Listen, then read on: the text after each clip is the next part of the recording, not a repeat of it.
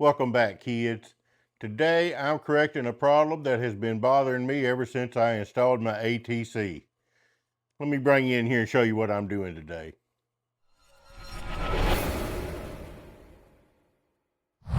As some of you may remember, a few years ago when I installed my ATC and cut the holes for these tool racks and such, I had a problem. At that time I didn't have any fancy schmancy bits that would cut aluminum, and I ended up ruining I believe it was an IDC Woodcraft the Beast, trying to cut these out, cut that aluminum. Well, as you can imagine, that didn't go well at all. So I went up here to our local Ace Hardware and found this drill bit that was made to cut many different materials, including steel and aluminum. So I used it, and you can tell by looking at it, it didn't do a great job. It did just enough to get me by. So then I come behind that and cleaned it up best I could with the Dremel and just let it go at that, because that was really all I could do at that time. Recently, like yesterday, I added 5 more tool rack holes. I'm going to add 5 tool racks, so I'll have 17 total. But now I have a very nice aluminum cutting bit from Bits and Bits, and that thing works like a champ. And let me show you what it did here. It cut that aluminum so clean. And then I compare it to this right here, what I originally did. Lord have mercy. So clearly, I can't settle with this now that I know I can do better, because I have the proper tooling, which I did not have back then. So I've already started today cutting these original 12 holes through here. And I was thinking, this would make a good video. So that's what I'm doing. I am going to film this. I've already cut 1, 2, 3. I'm starting on the 4th hole, the 4th of 12, because I don't have to do these last 5 because they're done. And you'll also notice on these, I cut that pocket too deep, and I ended up having to shim it up with some real thin strips of leather that I just happened to have at that time to get them up to where they needed to be. So when I cut these pockets today, I didn't cut them as deep. I just measured down to the top of that leather, and that was 0.4. So my new pockets were all cut to 0.4 depth. So let me get over here and show you how I set this up in VCarve Pro. All right, I'm in VCarve Pro. I'm gonna show you real quick how I did this.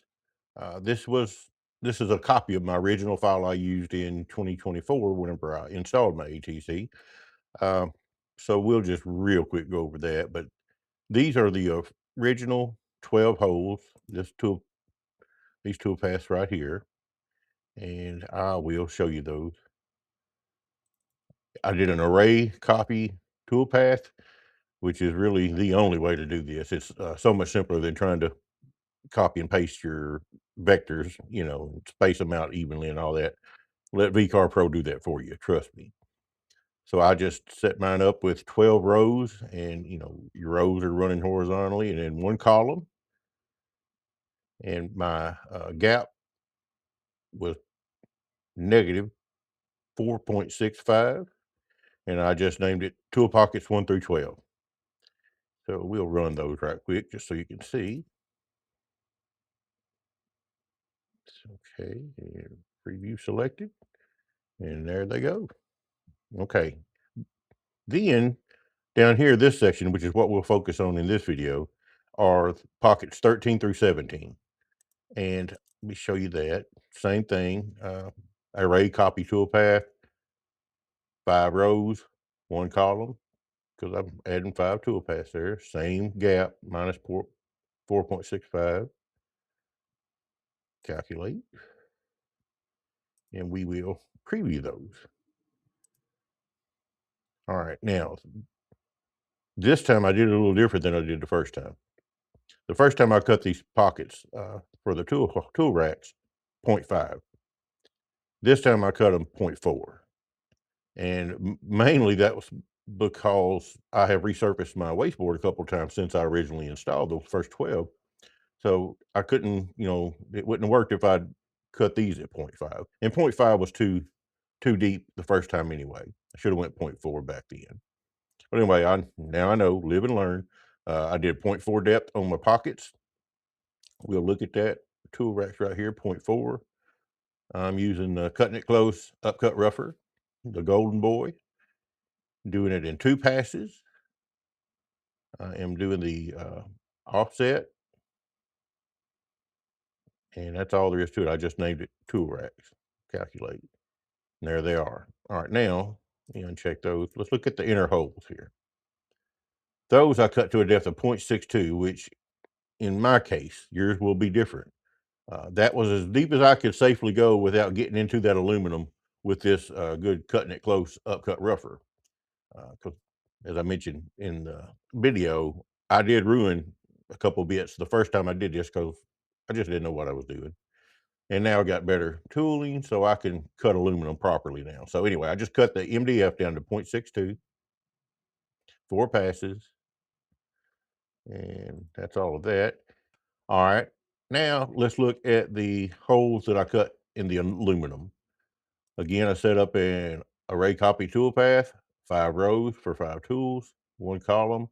And this time, instead of using the gap, I used the offset. And my circles are minus 2.5 inches apart, and that's center to center. Let's look at the aluminum hose, the actual cutting toolpath here. My cut depth, I started at 0.62 because that's where I left off with the upcut rougher. So my MDF was cut down to 0.62. Now I'm starting at 0.62, and I'm just going to cut an additional 0.2, and that'll get me all the way through that aluminum. Using the Bits and Bits 1/4-inch aluminum bit, and you'll have a link to that in coming up in the video here. But man, that's a good bit. I cut the aluminum in 4 passes. I probably could have did it in less than that, but that's what I did. All right, so let's look at my feeds and speeds for this bit. I had it set 17,000 RPM, 30-inch per minute feed rate and plunge rate. And I'm not, familiar, and I haven't cut a lot of aluminum, so I don't really know the proper feeds and speeds. I did check around on the Bits and Bits website. So, but that probably would have been fine if I had run it at 30 inches per minute, but I didn't because I'm scared. So I used my Masso's feed and speed override, and you'll see that coming up in the video, to slow that down because like I did on that last video, I was kind of scared about running it too fast. I didn't want to mess something up, so I started out real conservative, and this time I did the same thing. I left it the feed rate at 30 and 30, but when I got ready to actually do the cut, I moved my slider down to like, I think it was 36%. So I was running like 10.8 inches per minute. And I was thinking, well, if that looks like it's okay, I'll speed it up. But it looked like it was okay, so I didn't mess with it. I didn't want to mess up anything. So I just let it run at 36% of 30, which is 10.8. So that's all of that. And okay, like I said, we did the offset. And there was nothing else special about this toolpath. So let's just calculate. And it's warning me it's going to cut through, which is exactly what I wanted it to do. Calculate that.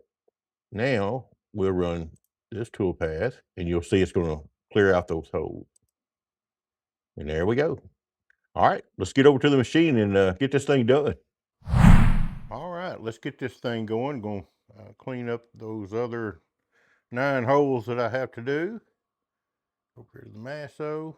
And I've already loaded everything up.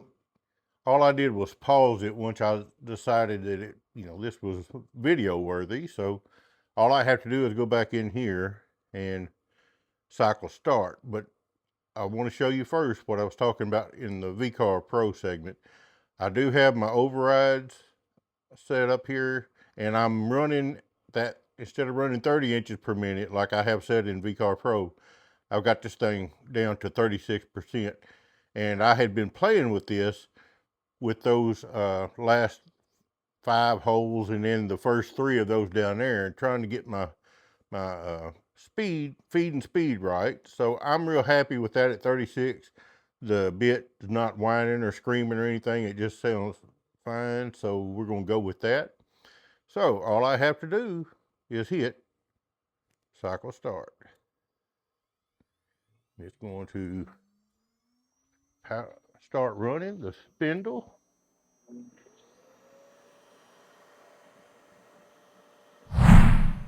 And here we go.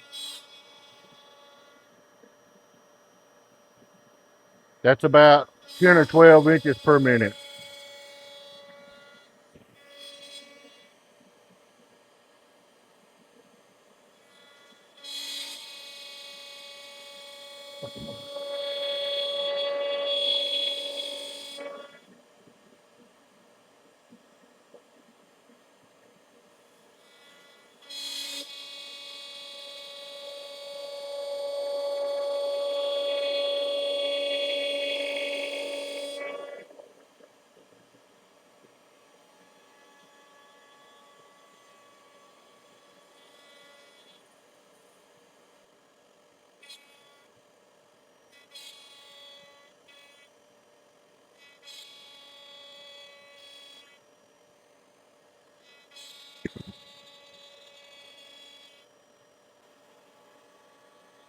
And this next pass will take care of all of it right here.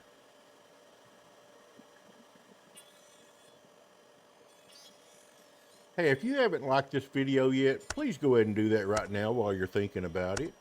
And if you're not yet a subscriber, this is a perfect opportunity to do that too. Just click that subscribe button down there. That way you'll be notified every time I release a new video. And just in case you're interested in a channel membership, click that join button down there. And you'll be able to see the different levels of membership that I offer here on Mitchell's Woodwork LLC. Thank you for your considerations.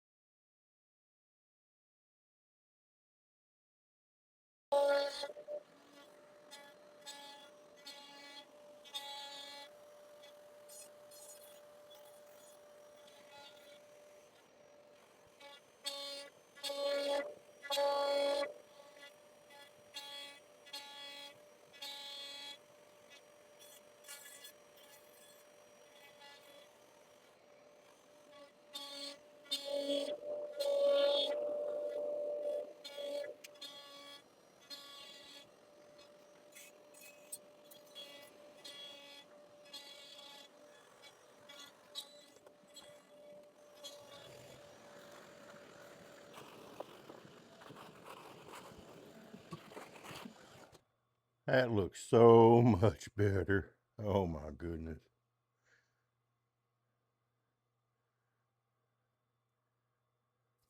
Super happy with how that turned out. All right, so I'm going to install my tool racks and get this thing functional again. And there you go, 17 tools for my ATC.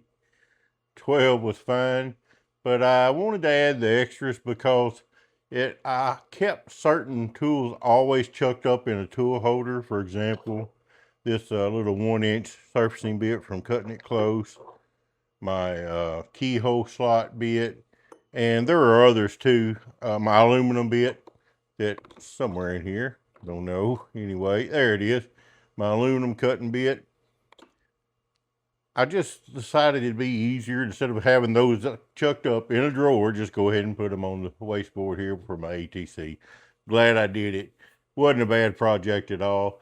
And one thing that I didn't mention in the video was when I installed my first 12 racks here, I marked my XY up here by just running that 1/4-inch, whatever I used back then. I think it was an upcut Jenny, now that I think about it.